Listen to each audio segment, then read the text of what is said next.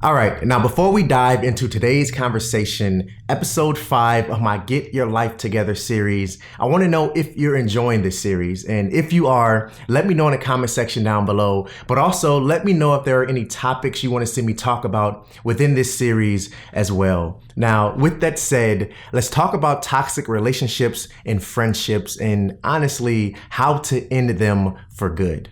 See, honestly, we're not oblivious to the fact that we have toxic friendships and relationships in our lives, but ending them can be hard at times. And if we do build up the courage and the strength to finally let them go, it's funny how sometimes they find a way back into our lives. And what I want to do is not only help you end those toxic relationships, but help you end them for good. And the first thing that I want to share with you goes all the way back to the very beginning of this piece of our journey. And it requires you to take a huge step forward, a step out of denial. See, like I said, sometimes we know that we have these toxic relationships, but we don't want to accept the fact that they are toxic. And it's extremely important to not only accept that the relationship or the friendship is toxic, but understand that you have to do something about it. And you have to take that step out of denial in order to see that and then in order to react or act upon that situation, right? So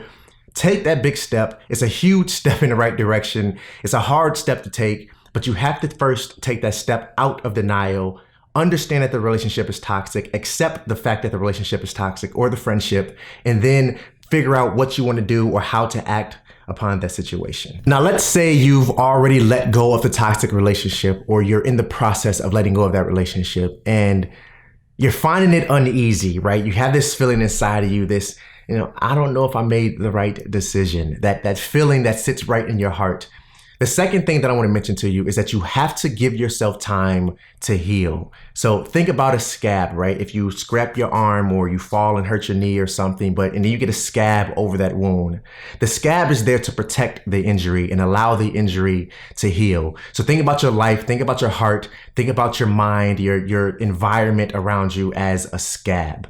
And when you let go of those toxic relationships, when you let go of those toxic friendships in your life, you have to allow that scab to form and allow that scab to heal you, which is underneath it, right? If you keep picking at it, if you keep allowing those people back into your life and picking and chipping away at that scab, it's going to prolong the healing process and then it's going to leave a mark. It's not going to heal properly. So allow yourself time to heal. Trust me, it's hard. I understand it was hard for me to let go of some of the toxic friendships and relationships that I had in my life, but you have to let them go. You have to give yourself time to heal and understand, you may feel like, did I make the right decision? You may have that feeling, but if you know in your heart and you know in your mind that something has to change, then stick to your guns, understand that that feeling is true, and allow yourself time to heal. All right, so like I said, we're not oblivious to the fact that we have toxic friendships and relationships, but let's say that that friendship or that relationship in our life is not necessarily toxic, but that person is more like a weight and they're weighing us down, or we're dragging them along and they're slowing down our growth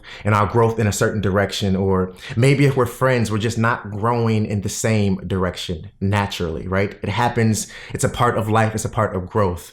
But what should you do? Maybe those friendships, they're good friends. They're good people to talk to. They're not a bad person. They're not necessarily toxic, but we're just not growing in the right direction.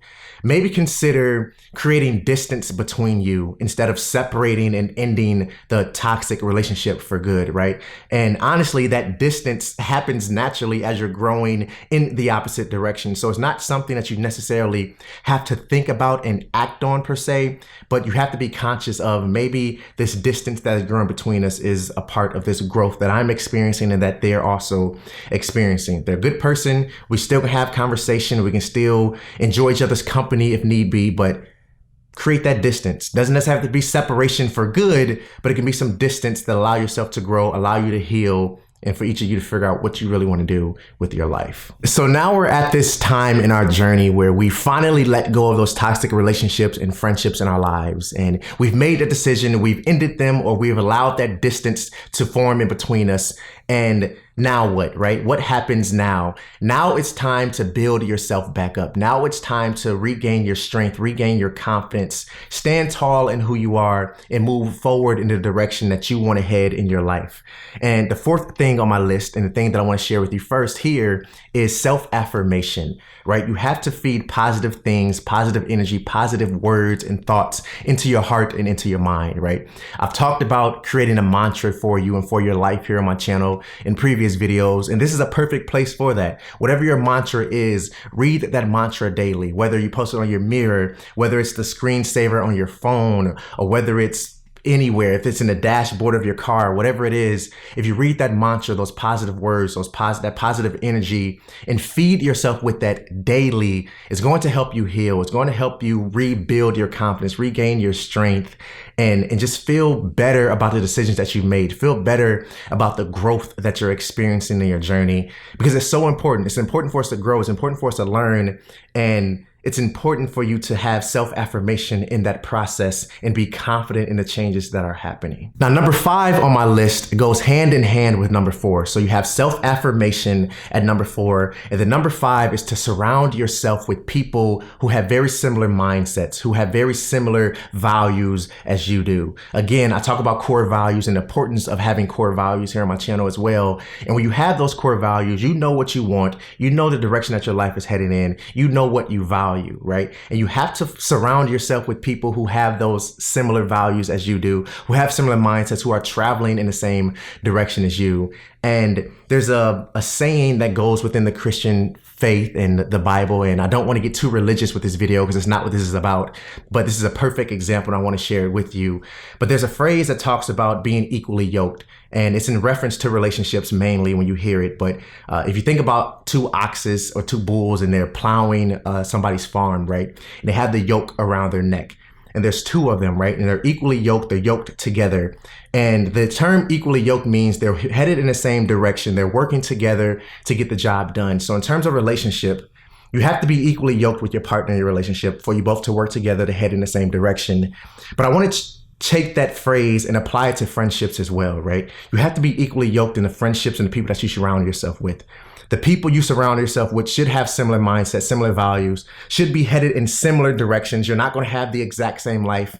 You're just not. We're all different. We're all unique. We all have different goals and processes that we go through. But in terms of being equally yoked with those friendships, you want to be headed in a very similar direction. You want to be working together in a sense in the same direction. So surround yourself with those positive people. Surround yourself with people who have the same values. Surround yourself with relationships that you're equally yoked with, and then allow those relationships to grow, to build within your life, and to develop over time, right? It's so important. It's so important to be equally yoked in your relationships, but also in the friendships and people that you surround yourself with. So before I share the 6th and the final tip that I have for you in this video, if this is your first time tuning in, welcome to my channel. I talk about minimalism and intentional living, but also share my creativity and ways to build on your passions here as well. So if you enjoy either of those things, or if you're enjoying this video, make sure you hit that subscribe button down below and tap the bell so you're notified every time I drop a video. Now, the title of this video is How to End Toxic Relationships for Good. Now, here is that for good piece in all of this, because honestly, we're human. We have emotions. We go through things in life, and sometimes these toxic relationships, we're into them because they're comfortable, or we're surrounding ourselves with these toxic friendships because they're comfortable, because it's what we know. And the for good piece in this, to end those relationships for good, and the 6th thing that I have on my list for you is to set boundaries. Once you've made the decision to let go of those relationships or separate yourself from those friendships, you have to set boundaries for yourself and for your life to not only protect yourself from allowing those toxic things to come back in, but just to give yourself the respect and enough time to grow in the direction that you want to grow in. You have to set boundaries. Now, setting boundaries in your life and for your situation is going to be different than the boundaries that I set for my life and my situation. But the boundaries that we set in general can be anything, right? It could be blocking those friendships and those relationships on social media, or from blocking their number from contacting you. That's a boundary in itself. Or it could be a face-to-face conversation. And honestly, face-to-face conversations in terms of what we're talking about can be difficult, but sometimes that's what's needed to set those boundaries. But you have to set those boundaries for yourself, for your life, for the relationships and the friendship that you want to build in the future, because you don't want these toxic things to come back into your life and throw you off course or distract you from the path that you're headed down. If you enjoyed this video, if you enjoyed what I talked about here, make sure you give this video a thumbs up. If there's anything that you want to add to this, anything that you're doing personally in your journey to end those toxic relationships that you have or friendships that you have, go ahead and leave in the comment section down below. Let's continue this conversation. Again, if it's your first time tuning in, welcome. Make sure you hit that subscribe button. And always remember to stay true to you. I'll see you in the next one. Peace.